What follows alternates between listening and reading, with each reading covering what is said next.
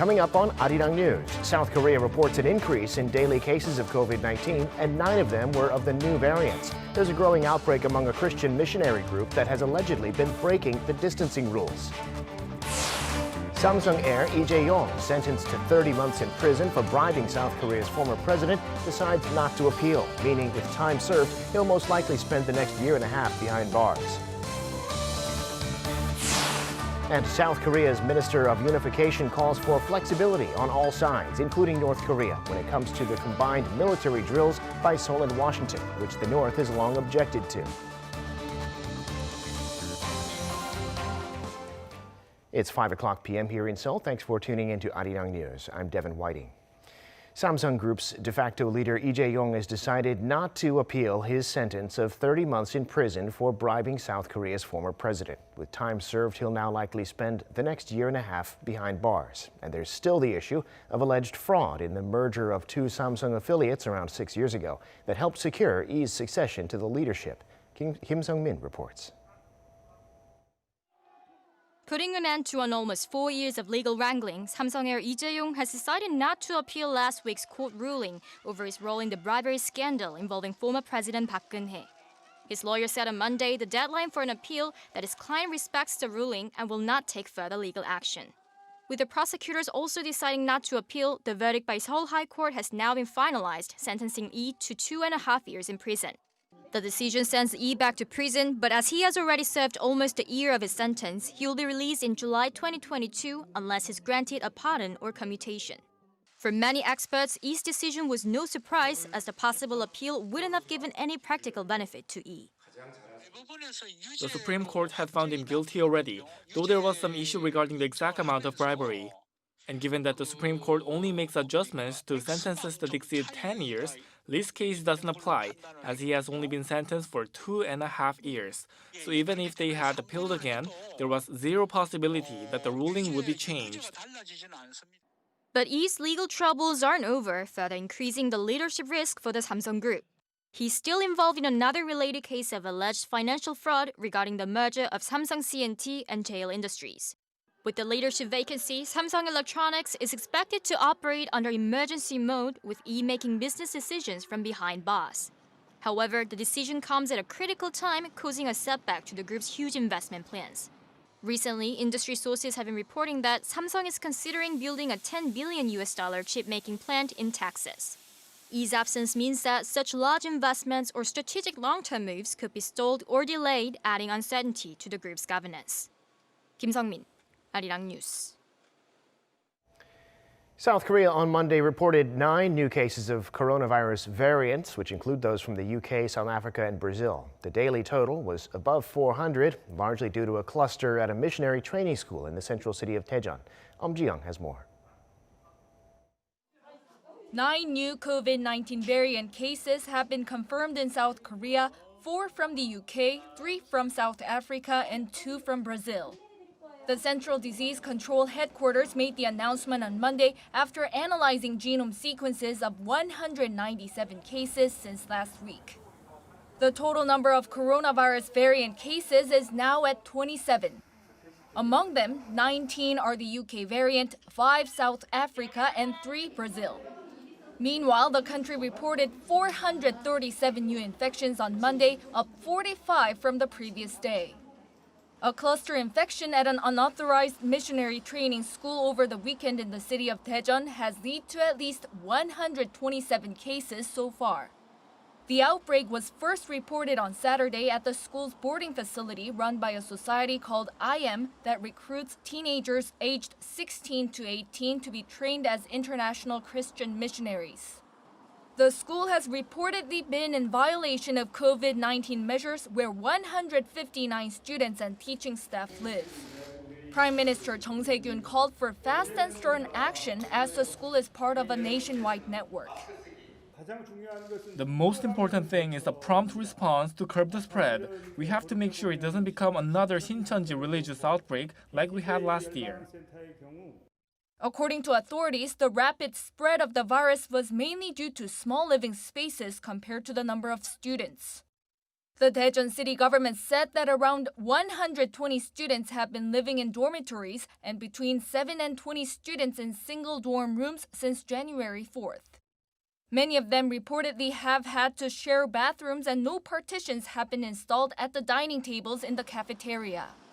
The health authorities will carry out inspections at similar educational facilities nationwide and come up with quarantine measures. Ji-young, Arirang News. South Korea's Minister of Unification today held his second press conference since taking office last November. He expressed hope for flexibility from all sides on the issue of South Korea's joint military drills with the United States, which North Korea has long objected to and routinely calls a rehearsal for an invasion. He also said he'll work to resume talks between the two Koreas. Kim Da-mi has more. To ensure there is no serious military tension on the Korean peninsula, Seoul's Unification Minister Lee Jae-yong voiced hope of finding solutions wisely and flexibly when it comes to the North's recent request that Seoul and Washington suspend their combined military drills. He was speaking at a New Year's press conference on Monday when he was asked about the Unification Minister's role in the situation. Also, it's not solely the South Korean government's problem. I hope that Pyongyang's views on these are also flexible and open. He noted further that several factors need to be considered, including the COVID-19 pandemic and the policies still taking shape under the new U.S. administration. Minister Lee pointed out that the Biden administration is taking a very serious and calm approach to the North at what he sees as a crucial moment when close cooperation between Seoul and Washington is more important than ever. Where we can, South Korea's unification ministry will play an active role rather than taking a wait-and-see approach. The minister further voiced hope of restoring communication lines between the two Koreas. That could include online reunions for families separated by the Korean War and in-person reunions as soon as the pandemic subsides. He also pledged to engage in humanitarian cooperation as planned in the areas of quarantine, healthcare, climate change, and the environment. Regarding his postponed trip to Washington, he said he will make new plans based on the vaccination process in the U.S. But he added that priority needs to go to the communication process between Seoul and Washington. Kim Da-mi, Arirang News. President Moon Jae-in will be giving a keynote speech this Thursday in a virtual session of the World Economic Forum. The Blue House says Moon will share South Korea's experience in tackling COVID-19 and will introduce the government's New Deal initiative and its response to climate change. After the session, he'll be taking questions about the New Deal and healthcare from the CEOs of global companies. This session of the WEF is titled Davos Agenda. It runs from Monday through Friday this week under the theme of A Crucial Year to Rebuild Trust. Taking part will be the leaders of 12 countries, including South Korea's neighbors, China and Japan.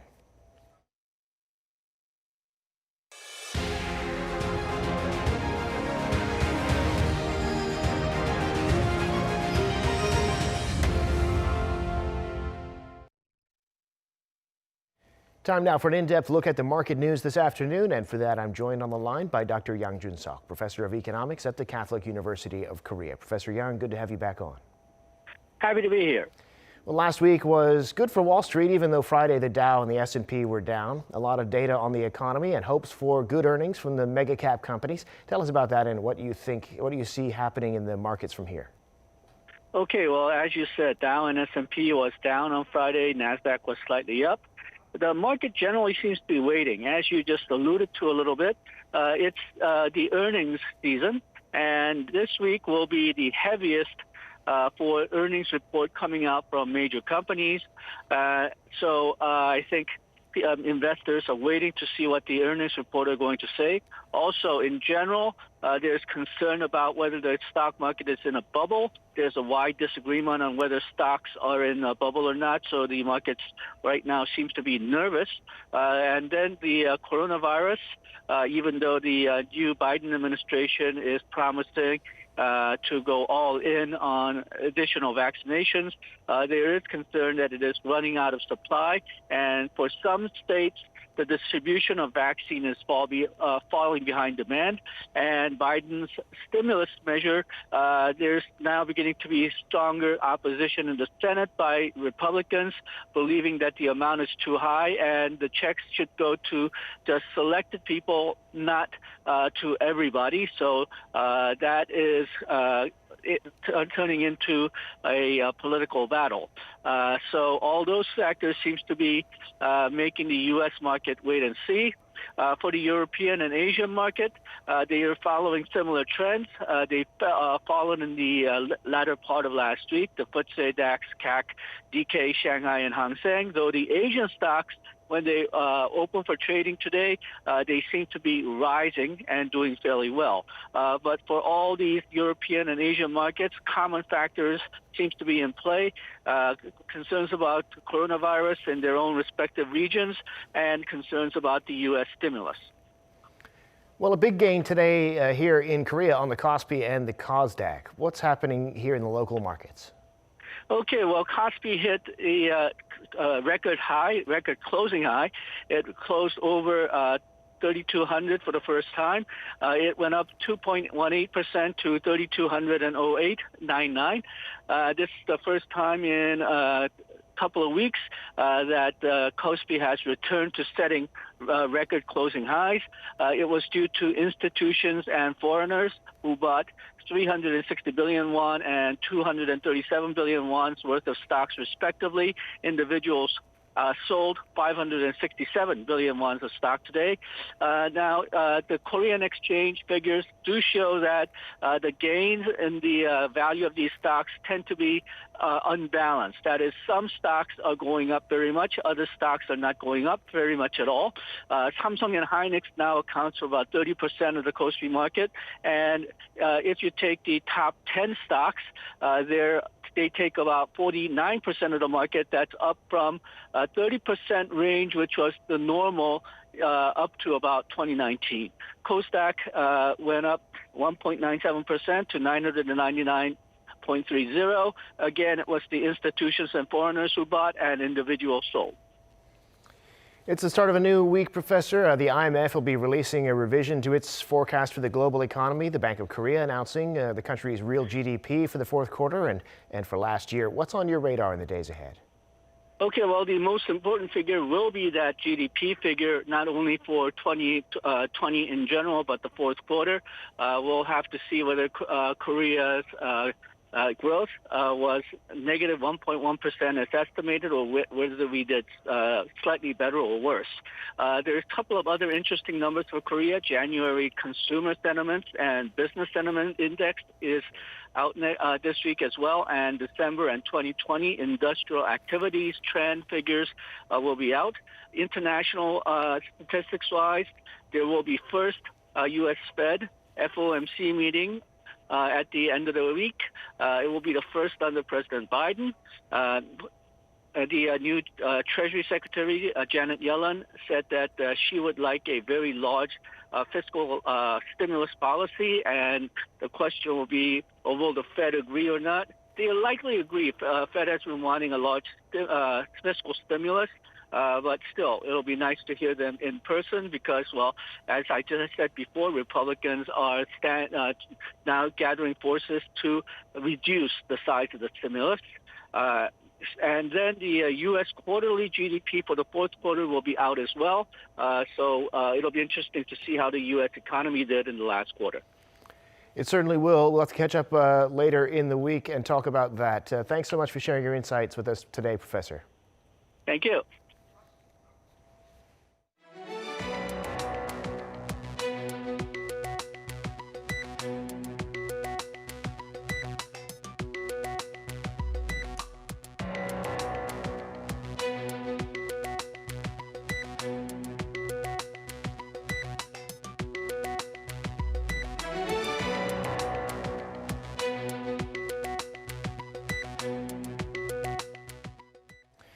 With farms in South Korea having to destroy millions of chickens because of bird flu, Asiana Airlines has flown in 20 tons of eggs to help stabilize the supply and therefore the price of eggs. Prices have risen sharply as farms culled nearly 22 million birds since late November to stop the highly pathogenic H5N8 avian influenza. Asiana says the eggs were brought on a flight from Chicago to Incheon. The airline late last year also took part in the global vaccine effort, sending a plane to Russia carrying doses of the Russian vaccine Sputnik V that were produced in Korea on consignment. Those doses were successfully transported at extremely low temperatures, around -20 degrees Celsius. And Korean Air has expanded its service, notifying passengers by mobile app when their luggage is loaded onto the plane after inspection. Until now, this was only available when taking off from Incheon International Airport. But now it'll be on 15 more international routes, leaving cities in the U.S., Europe, the Pacific, Dubai, and Hong Kong. Korean Air says it's going to work to expand the service for all its passengers, including those flying domestically.